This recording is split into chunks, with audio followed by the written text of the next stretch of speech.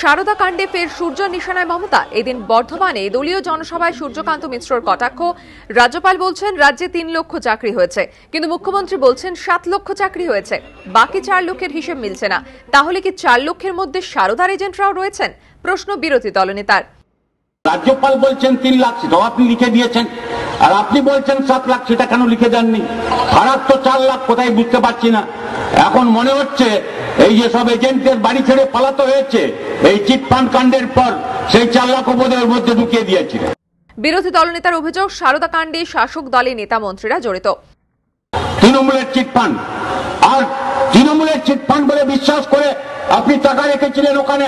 নজিরবিহীন কেলেঙ্কারি, এত বড় সরকারের উচ্চতম স্তর থেকে শাসক দলের সবচেয়ে বড় বড় নেতা, এমপি আর মন্ত্রী করে ডজনেরও বেশি, ১ ডজন এর সঙ্গে সরাসরি ভাবে জড়িত।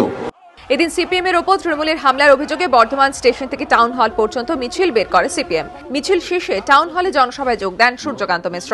কমল কৃষ্ণদের রিপোর্ট, এবিপি আনন্দ, বর্ধমান।